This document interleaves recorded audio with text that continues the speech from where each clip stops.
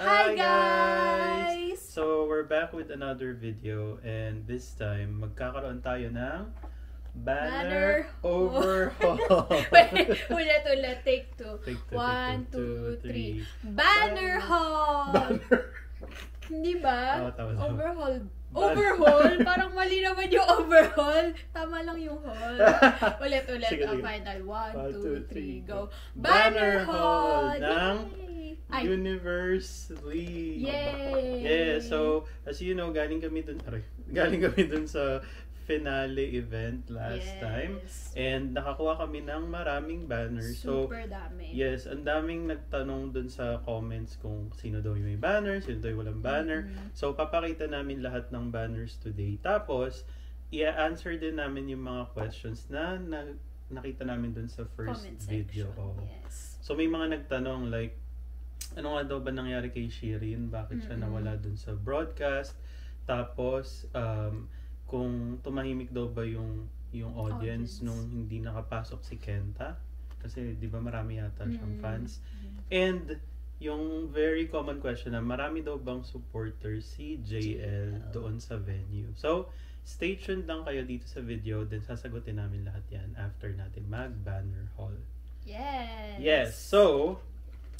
So, alam niyo naman na guys kung sino yung mga winners ng Universe League and yung group nila ay Ahop! Yeah, Ahop means 9 in Korean. And yun, alam niyo na yung mga members. So, para sa ating banner haul, mag-uumpisa tayo sa mga members or mga contestants na hindi nakapasok sa final lineup. Ang dami nito guys. As in, super generous ng, hindi lang obviously Korean fans. Basta lahat po nung dumalo, super generous nila. Kasi super dami talagang banners na nakalatag doon. Tapos ang dami talaga nilang dala. Yung iba may pake, hindi pa pwede ka kumuha. So yun, papakita namin yan sa inyong lahat now. Okay, so mag-start tayo dun sa mga, may nakuha kasi kaming banners na tigda-dalawa sila. So may iba-ibang designs and yun. Yung una is ito, K. Sayang hindi siya nakapasok kasi siya talaga yung pinaka-favorite ko, guys. Si Gu Hanso. Yan, si Hanso. Yan. Ito yung bias ni Shai. So, yan. May cute version, tas merong Serious. Ay, hindi pala serious. Nakabila siya. Yan. Pero, ayan. Dalawa yung banners niya. Magaling din siya eh. No? Sayang. Siya daw yung mentor speak. And tapos, itong pangalawa, si Jang Kyung-ho. Sa Team Groove naman siya. Ito, very Team Groove inspired yung banner. Oo nga, very green. Yan, magaling din to. Si Kyung-ho. Di ba sila, kasi guys, yung pwesto namin doon, nasa harap talaga kami nung parang walkway doon sa stage. Yes. Tapos, yung pumesto sa harap namin is yung Team Groove. Kaya ang tagal namin silang nakita doon sa harap. So, i-upload ko yung mga behind the scenes videos sa next video natin. So, panoorin yun. Pero, ang dami naming mga close-up shots ng mga contestants. Magaling din siya si Kyung-ho. Natanggal nga yung sapatos niya. Kaya nag-retake sila. So, dapat kasi 2 beses lang yun. Tapos, biglang yun nga, sabi nung director, natanggal daw yung sapatos niya. So, kasi parang nag-dance break sila siguro. So, sobrang intense. Talon-talon sila dun. Kung nakita nyo na. Ayan. Tapos, tig-isa na tayo. Ito, mga tig-isa na lang yung banners nila. So, ito si Kim Gi-jun. Ang Team Groove din to. Pero, blue yung banner. Oo nga eh. Tapos, we have Zenzen. Yan, si Zenzen. Tapos, ayan. Ito, maraming nalungkot na hindi to nakapasok. Oo nga. Si Kenta. So, magaling din to eh. Sayang. Team Groove. Tapos yan, we have Juyong, ayan. Very very Pinas yung jersey niya. Hindi kasi para siya nasa liga. Nag-guest sila dun sa sa match, basketball match. Oo nga, pero na-remind lang ako yung mga liga sa Pinas. Yan. Si Kenta at si Juyong. Tapos, ito, si Kyrie, Team Beat. Actually, 2 pala yung sa kanya. Dalawa rin pala si Juyong. Wow. Ganda ng picture niya dito. Ito kay Kyrie, may mga rabbit. Wow, ang haba nung last na banners. Si Jin, no? Kum Jinho. Team Beat. Wow, very, very ano din. Love Serious. shot. Char. Tapos si Dong Yun. Yan.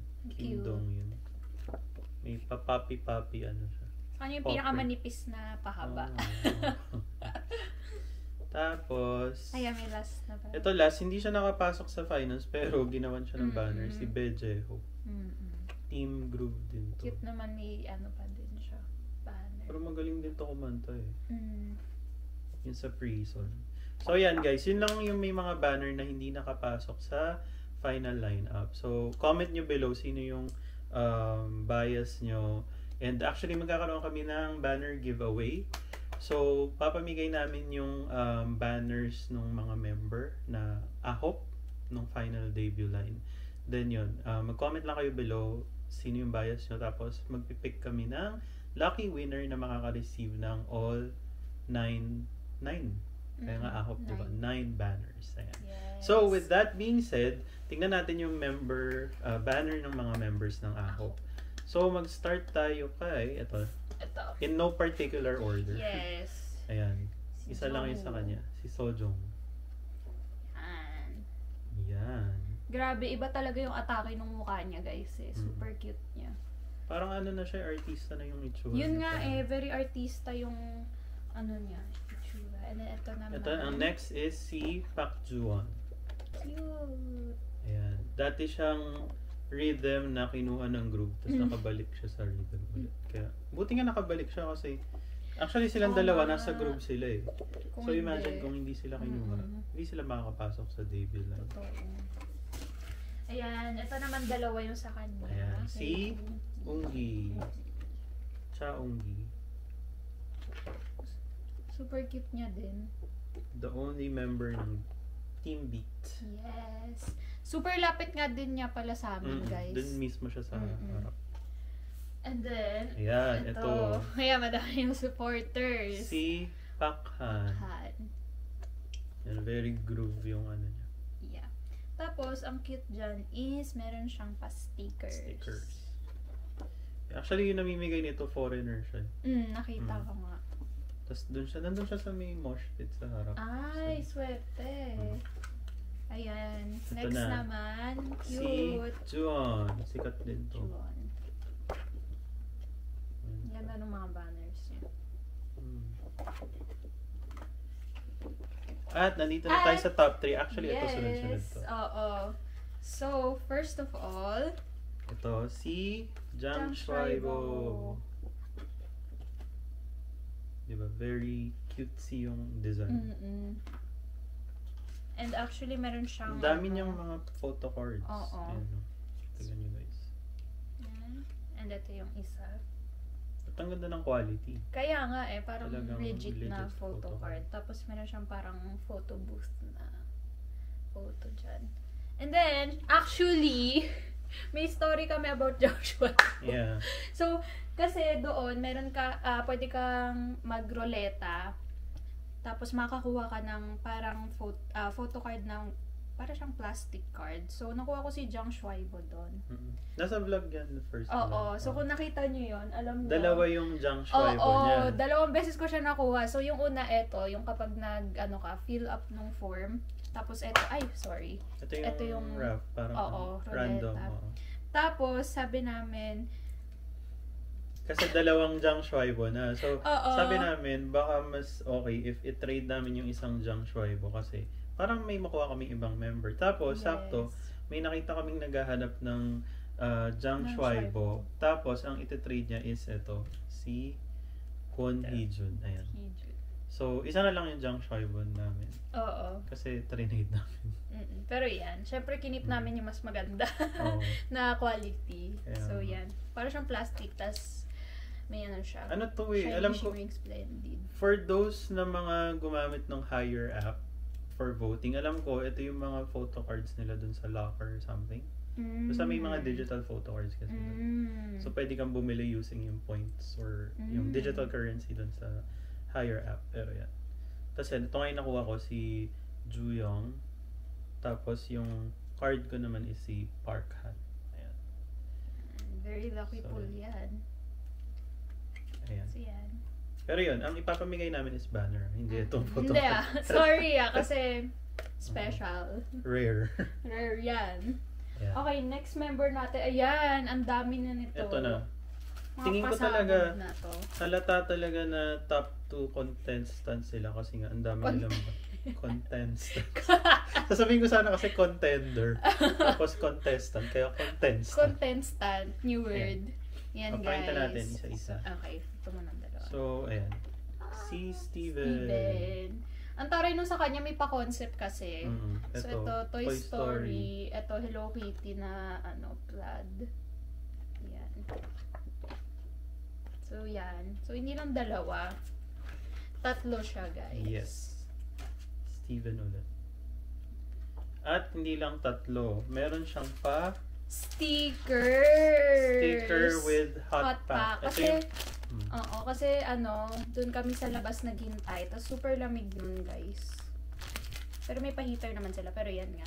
Nagbigay sila ng hot pack with Steven stickers. Ayan, comment daw below kung gusto nyo yan. Mine nyo na. Mine nyo na, guys. May pamaskels. At, syempre, hindi tayo magpapatalo. Ito na. Last but not the least. Ito po yung may pinakamarami. Sige. As in. So, ito, pinakita namin dun sa vlog. Ito, JL. Tapos, ito yung hawak ko nung... Ito yung pinakamalaking banner. Oh. Tapos, ang ganda niya. May pa shining, shimmering, splendid. Hindi ko alam kung kita sa screen, pero iba yung material. Ito pa, guys. Feeling ko ito yung doon sa babaeng merong sulat sa notebook na mahal. Oo nga, siguro. no.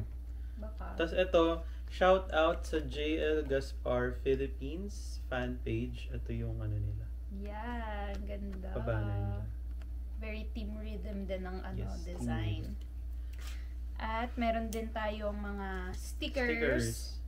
Ito, ang dami niyan. Siguro yung mananalo sa lagyan natin itong stickers. Tama. Tapos meron ding photo card dito, guys. Actually, yung Ano ba to? may sticker din Sticker siya. din. Ayan, pwede nating ilagay. Sticker. Tapos parang yung nasa likod niya yung photo card topper. Kasi transparent okay. siya. Yan pala yun. Drawing ni JL. Drawing niya yan. I mean, hindi siya yung nag-draw, okay. pero... Cartoon version. Oo, cartoon version. Wala ko naman siya Hindi siya yung nag-draw. So, pwede natin isama yung ibang stickers dito. Sama, magiging winner ng event natin. Yes. Kaya comment nyo na yung bias name. Tapos ito din part, galing nung sa no? Okay. Oops. Dun sa... JL Gaspar Philippines. Yan, may pa-photocard din sila. Yes. So, yun guys, yun yung banner haul natin. And ngayon naman, sasagutin natin yung mga questions dun sa first vlog natin. Yes. So, okay. So, ang una nating question is, lip sync ba yung performances niya? Actually, yes. Lip sync po lahat ng performances nila. So, yes. I think dahil one take lang lahat.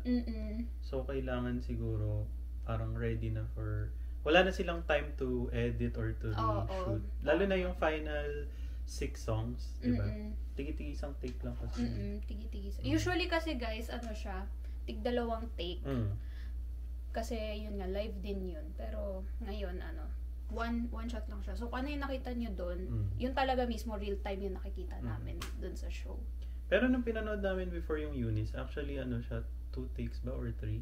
Kasi pre-recorded siya, tapos sinasabi ng director kung siguro kung ano yung kailangan ayusin, gano'n. Kaya may time sila to fix. Pero this time nga, since live broadcast talaga, siguro lip sync na lang kasi syempre pagod na rin sila and magkaroon pa ng mga mishaps. Sobrang tagal nung buong process ng show, guys. Parang mga 6 hours. 6 hours. Kami rin napagod. So, I'm sure pagod din. Mas pagod sila. Yeah. So, yung second question natin is, marami bang pumunta? Super. Marami. Sabi nung director, parang 1,000 plus. So, malaki yung venue ta standing, kaya nagkasya naman kami. So, kung i-compare natin dun sa Universe nun. ticket. Sa Universe ticket pala. Mas malaki yung venue ngayon. Tapos, parang talaga siya, studio na warehouse. Super laki niya. Tapos, in the middle of nowhere, sa Charis. Actually, malapit siya sa North Korea. Sa northern siya. Pero yun. Daming pumunta, guys. Super dami. Tapos, pangatlong question, may nag-comment, pinanood ba yung mga behind-the-scene practice videos? Yes. So, before nag-start, tapos nung nag-iintay na bago mag-shoot nung live broadcast na, pinakita nila yung lahat. So, yun yung pinanood namin while naghihintay. Kasi ang tagal din ng interval parang 1.5 hour.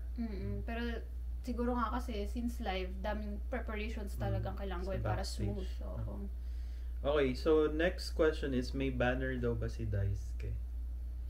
Dami nagtatanong nun. Kasi nga parang naawa daw sila kay Daisuke. Oo. Pero actually guys, sa tingin ko wala. Ako wala ko nakita. Unless siguro naubusan tayo, pero medyo maaga naman tayo pumunta. Wala ako nakita personally. Pero madaming may sariling banner. Oo. Na nagsulat sila. Tapos naka pa nga Japanese para mabasa ni Daisuke, ganun. Super dami niyang fans, pero for some reason walang banner. Print ng banner. Oo. Tapos next question is, tumahimik daw ba yung audience nung hindi nakapasok si Kenta? Parang hindi naman. Okay naman sila. Oo, okay naman. Pero actually yung katabi ko, sinasabi niya, hala, pag hindi nyo nilagay dyan si Kenta, gumaganon siya. So, I think maraming nalungkot na hindi nakasama si Kenta, pero hindi naman tumahimik. Ganon. Nag-cheer pa rin naman sila in general nung in-announce yung final line. Yes. Tapos, ito, bakit nga daw ba nawala si Shirin sa live broadcast? Kasi, actually, nagka-emergency siya. Ang sabi is, nagkaroon ng food poisoning. So, before daw nung shoot is nagsusuka na siya. Tapos parang tinapos lang niya yung second song nung Team Beat. Tapos yun, nirush na siya sa hospital. Tapos actually dun sa backstage, dun sa hindi siguro nakita sa may live broadcast is nandun yung family ni Shirin. Tapos nung tumakbo siya pa backstage, sumunod din yung family niya. Tapos hindi na rin sila bumalik kasi nga siguro in-accompany nila si Shirin sa hospital. Pero okay naman na siya kasi nag-post siya sa social media. Tapos nakita ko nga din, nag-post si Hanzo sa Instagram niya. Tapos may dinner pa nga sila. Tapos magkasama sila doon. So, yun. So, yan. Ito, marami tong nagtatanong. Marami bang supporter si JL sa venue? Actually, kasi yung votes ni JL, di ba, is 3 million. Pero, global.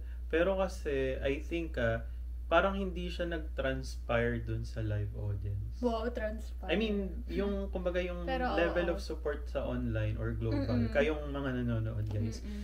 Parang sa, kasi, siguro mix nga kasi iba-iba yung sinusuportahan nila na contestant. So, hindi ko masyadong yung, kumbaga yung ganong kalaking support. Ako din, ina-expect ko na maraming sisigaw para kay JL, ganon.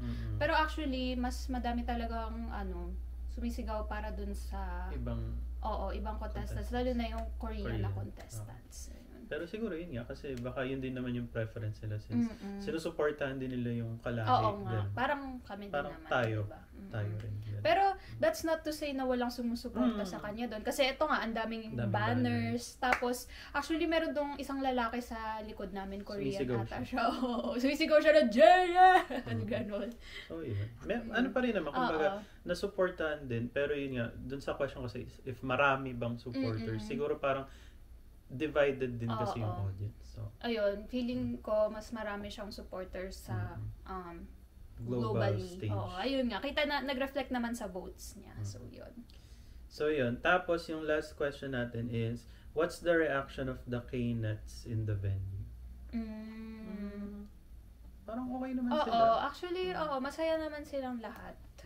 Wala namang nagprotesta. Wala naman nagwala. Parang, nung in-announce naman yung Team Rhythm, yun, sigawan, tapos yung, din, 2 other members na hindi sa Team Rhythm, yun, parang masaya naman sila.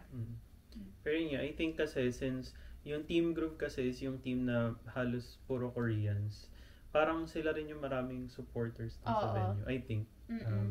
Pero overall naman, I think, satisfied naman yung mga, in general, yung mga nanonood. So, ayun. And, Ako din naman satisfied. I think, sure ko lang. Judgment. Oo, judge din ako. Char. Anyway, so yun guys, yun lang yung vlog namin for today. Sana na-enjoy nyo yung banner haul namin and yung Q&A. Then yun nga, for our event, pipili kami ng one lucky winner ng makakatanggap ng banners ng AHOP members. Mm-hmm. Then comment lang kayo below sino yung pinaka-favorite nyo na members or support message nyo. And don't forget to like and share the video as well. So yun, thank you guys for watching. We'll see you next time. We'll upload some BTS and other videos, so stay tuned. Yes. Bye. Bye.